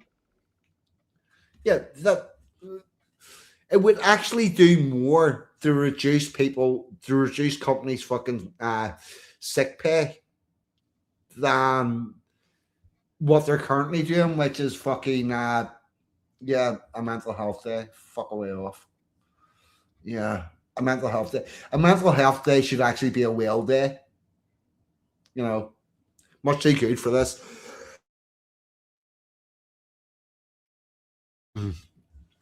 You know, the sun's splitting the trees. There's a cricket match on the town lawn. I'm going to sit there, drink a few beers, and enjoy it,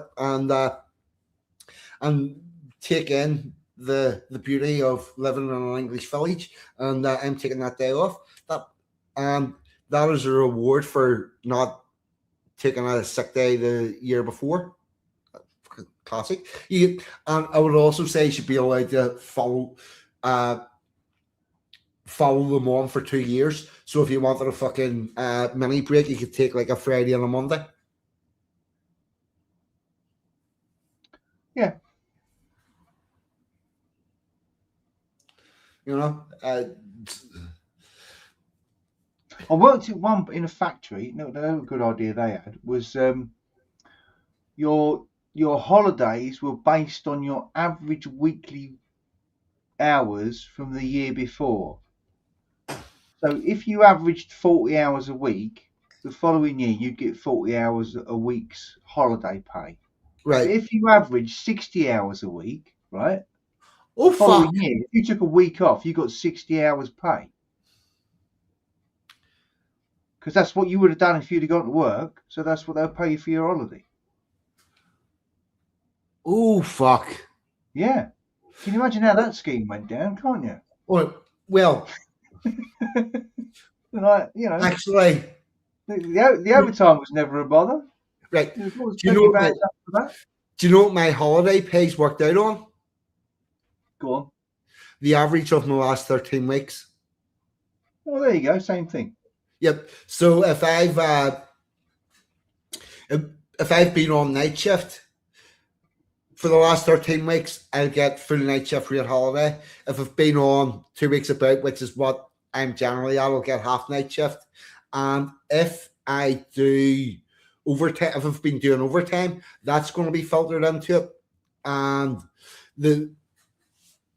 I swear to fuck, see, before everything all shut down for COVID, the factory had been going boogaloo because we knew a shutdown was coming, and they were trying to get a lot of stuff done before stuff went out of life for whatever, and we'll get this done before we have this shutdown. So everybody's working all sorts of hours, and then whenever went off for COVID, we were all paid an average of the last 13 weeks. So we had a shitload of people who were getting more for being in the house.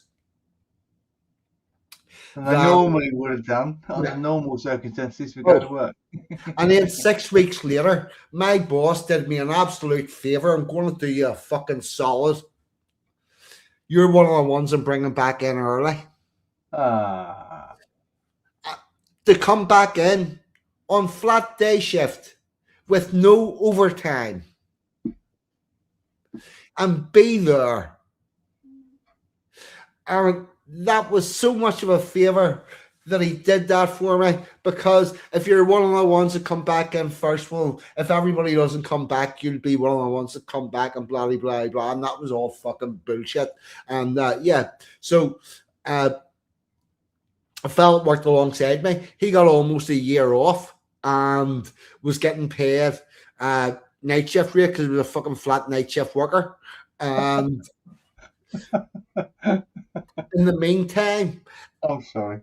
in the meantime, I'm in there working on a fucking pay cut. Oh, and I'll tell you an absolute cracker. Oh, fuck. Brings us back to where we started. Does your actions coincide with your stated aims? Right? So, we come back in, and on the first day that we're arriving back, and they bring us back in batches, like 15 people a day.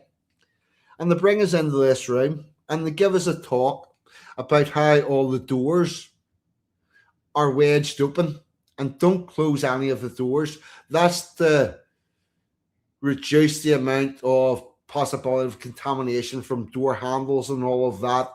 And there's a one-way system inside the factory that you have to walk around in that direction, so we keep people separated and segregated. We've got all these rules about how often you need to wash your hands. We've got hand sanitizer in. We've got all this stuff, and we've got a training record form. There's one on all of your benches, and please fill it in, which means you need to put in your name, your manager's code and ticket and whatnot. And they've got all these forms, and we've all got to fill it in while they're telling us about no cross contamination and one fucking pen. I'm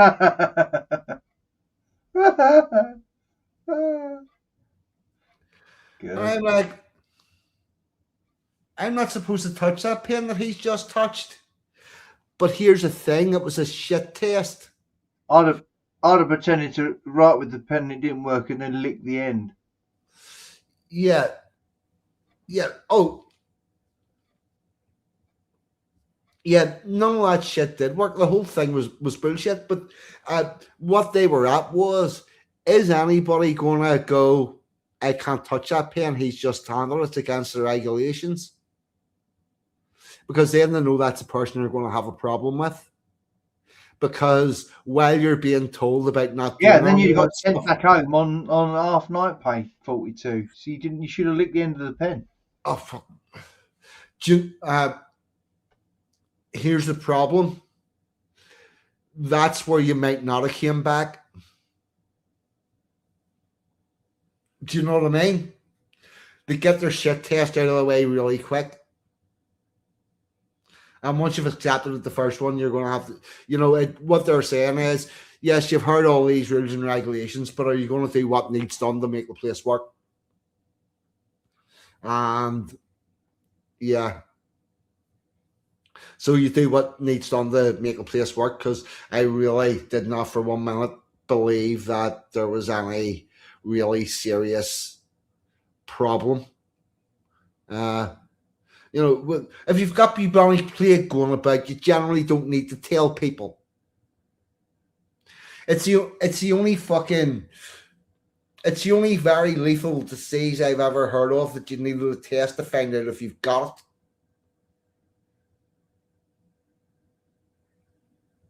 How long did most of the country sit indoors? And how long were the borders shut? Yeah. Well, the borders weren't shut for a minute. No. Yeah. Right. So what kind of worldwide epidemic is going on where you don't shut the fucking borders? Yeah. Explain, please. You can come into the country fine, but you'll need a passport to get into the fucking pub. Yeah. Yeah, you can still arrive on the shore 30 in a dinghy. In you come, we'll pop you on a coach. Yeah. In the supermarket, you've got to be 2 meters apart. and Said, walk down the aisle in the right direction. yeah, in Australia, they were beating people back into their apartments from the car door. Shooting them with rubber bullets, weren't they, in the street? Yep. Yep. No, hold on. They were beating them back into their apartment from the car door. But at the same time, they had fucking massive Black Lives Matter protests because racism's bad too. I forgot about the Black Lives Matter running amok and looting and whatever in London. Yeah. Yeah. Black Lives Matter protests. 20 something officers injured, wasn't it? Nearly 30 officers injured. Yeah, but my pandemic and who the fuck gathers in those numbers whenever they believe there's a pandemic in the first place? Who lets them, if there is? Well, do you know what? It's really strange. Whenever there's a really bad contagious disease, it's going to kill you. You don't tend to go where people are. Everybody just self-segregates. Anybody looks slightly iffy at all, you're a way to fuck away from them.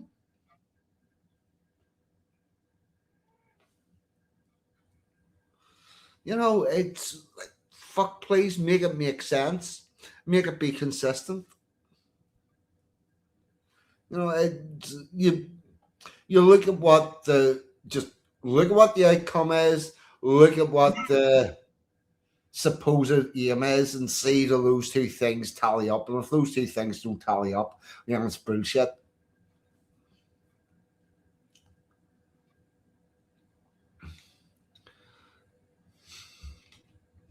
Two masks.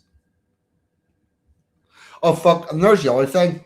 The law didn't say that you had to wear a mask. It said you had to wear a face covering, and the face covering could be fucking anything. I like that brass band with the holes cut in the mask so they could still play. Yeah.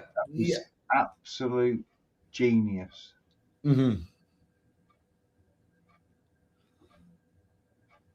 It's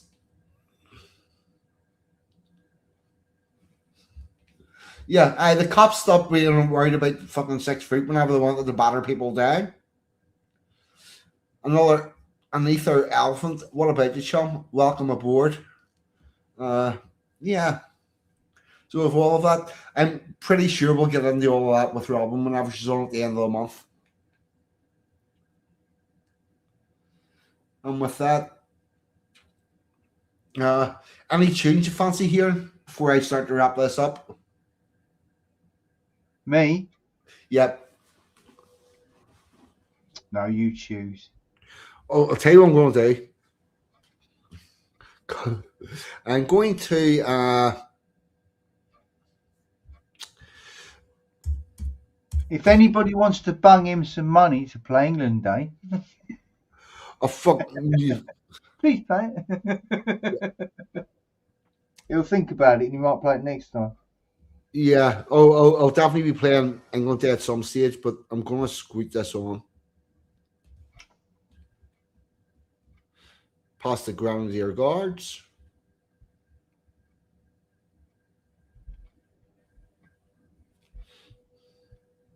We'll give this a word.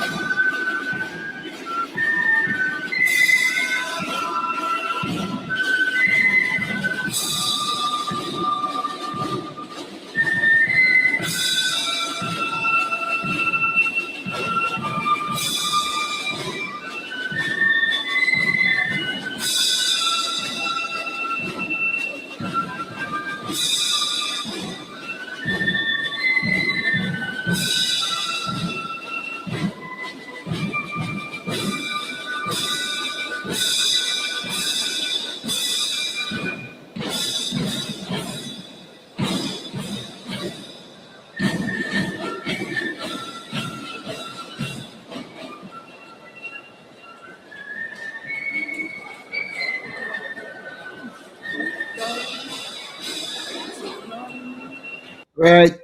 Loafer and Anglo missed this the first time round. So that was this time round it's going the opposite way around. So that was one band. Loafer and thing was on. Now this band, I'll actually play the last post. 2 questions. Name of this band, which you should get, and which one you think did the actual better job. And they were both excellent, by the way. But yeah.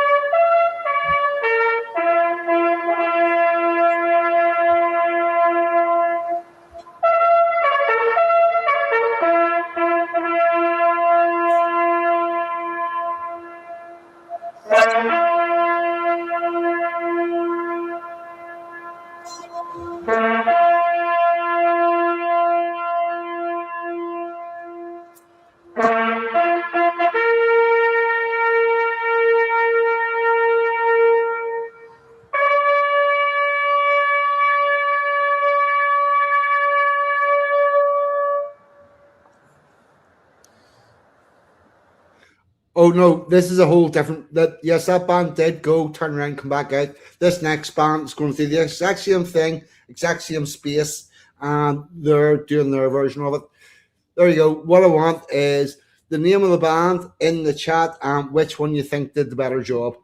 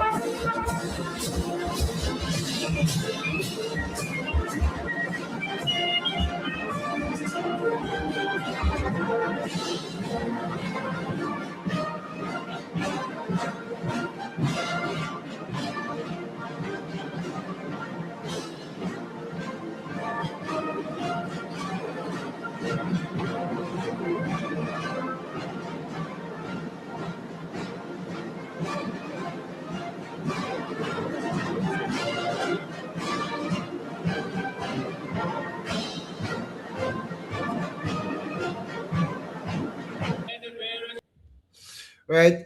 Yes, when you're checking a guards regiment, what you're looking for is the button regiment, the button pattern. So the Grenadier Guards have theirs in singles. The Coldstream Guards, which was the second regiment, the foot, have theirs in twos, and then you've got different regiments in threes and fours and whatnot. Right. The first band, Slim and Anglo, was indeed the Oma Protestant Boys. Yep, he was indeed. Yep. The other one was Oma Protestant Boys, one of our years later. Yeah, it took a long time to find him. The first one was Oma Protestant Boys, one of our flute bands that apparently only exist to piss off the Catholics with their noise. The very fact that they can be putting on a show that doesn't look out of place in comparison to the Grenadier fucking Guards who do the trooping of the colour shows a lot about how much time, effort, and whatnot is put into that, which again I must compare with the organisation of Tommy Robinson's fucking show. But that being said, we now need an outro, and I think I will go with harmony, melody, and rhyme. Yeah, and I will put all your comments up on the screen, and I fucking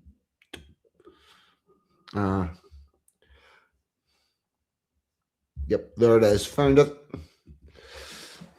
Hang on, I've made Linda spill a tea. What did I do, Doc? That's called drill.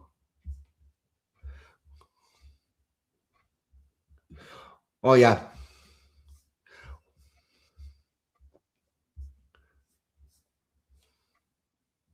She probably left it sitting on the carpet just inside the door when I walked in and kicked it or something. I don't know. Yeah. Yes, we'll go harmony, melody, and rhyme. Forward.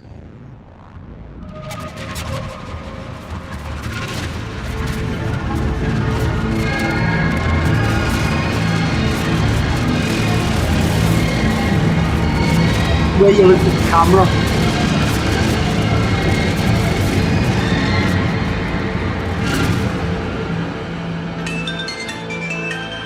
Hello, this is 42 speaking.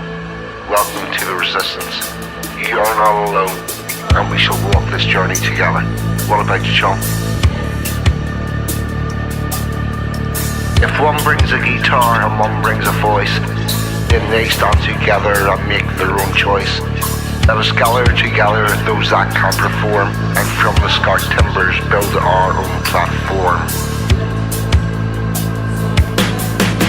For from that grand house they tried to burn down, there's gold in the ashes if you look around.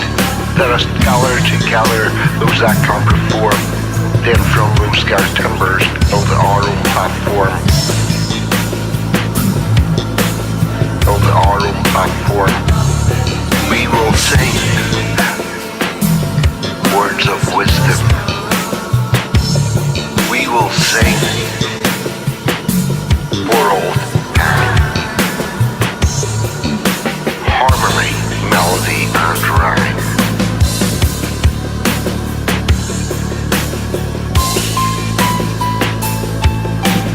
We descended from minstrels in old days of yore. We will create a culture as we did once before, forced to stand by as our country was sold. Did you really think we'd leave that story untold? So one brings a guitar and one brings a voice, then they stand together and make their own choice. They have seen the future, the way forward is clear. Among us still stands a modern day Shakespeare. They have seen the future, the way forward is clear. Among us still stands a modern day Shakespeare.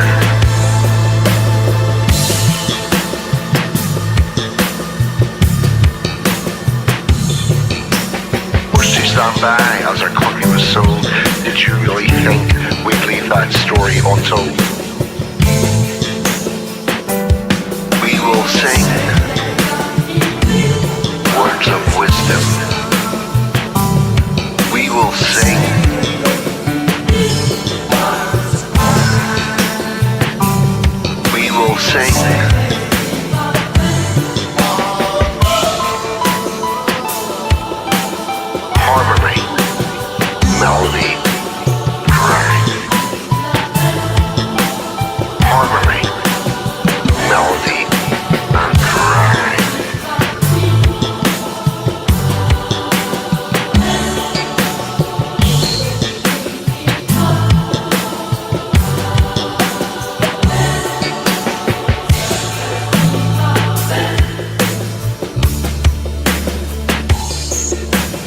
So one brings a guitar and one brings a voice.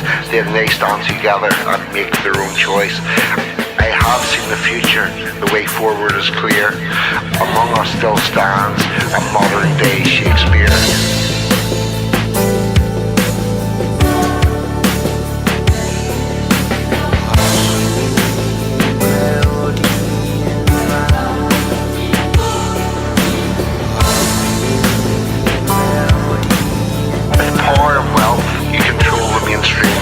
Never realized you could not kill a dream. So we will gather together those that can perform, and from the scarred timbers build our own platform. You're talking to 42. What about you, chum? If one brings a guitar and one brings a voice, then they stand together and make their own choice.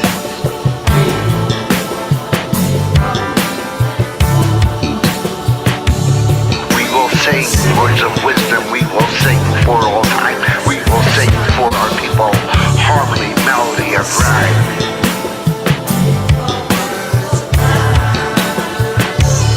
We will sing words of wisdom, we will sing for all time. We will sing for our people with the ancient trilogy of harmony, melody, rhyme.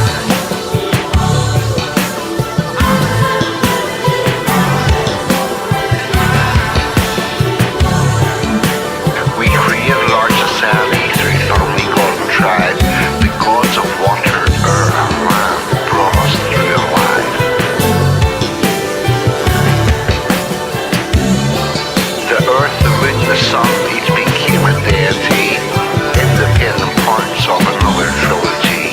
Is it a coincidence or is it just sublime that we now bring excellence in harmony, melody, and rhyme?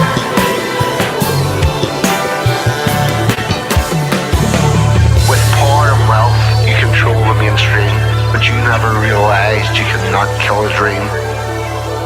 You cannot kill a dream. And we shall walk this journey together.